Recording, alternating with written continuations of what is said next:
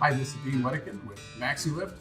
Today I'm here with Bo Fisher, Vice President of Sales for North America and Europe.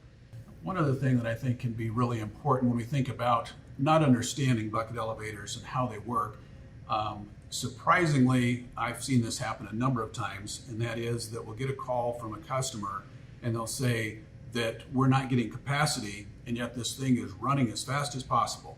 And that probably is the problem. The mathematics says, okay, yes, speed it up and my calculated capacity rises, but in practice, that's not really true. In a bucket elevator that's running at the standard speeds that we publish, you should start to see initial discharge somewhere, if you think of the head pulley as a clock face, somewhere around 10 o'clock, and it should complete somewhere around 3 o'clock before it bypasses the wiper plate. Right. As you speed it up, a couple of things happen. Number one, it starts to discharge earlier. So just as soon as the buckets break the vertical plane and start wrapping that head pulley, they'll start to discharge earlier. So instead of around 10 o'clock, they start to discharge just after 9 o'clock. That sounds all fine and good. Okay, so you start earlier, you can empty faster. But the reality is buckets discharging in that position tend to throw their material vertically instead of around the head pulley. So the vertical discharge winds up, you get a rebound and you can have some backlegging in that case. Right. The other side of the speed equation is you have a finite window of area that the pulley and the material has to cover before the buckets bypass the wiper plate. And the faster you go, the more you shrink that window of time in order for the material to completely exit the bucket and make it to the discharge before you bypass the wiper plate and then you begin downlighting. So it is a bit of a balance there, and that's something that we work with customers to try to talk them through that to make sure that they're not running too fast.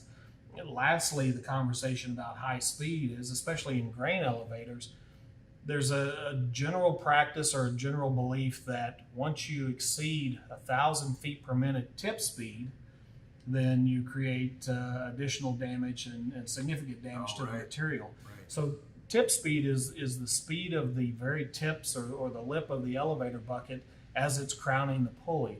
So when an elevator bucket is going up or down in the elevator, it's traveling at whatever the bucket elevator's rated speed is. So maybe it's 705 feet a minute or something like that.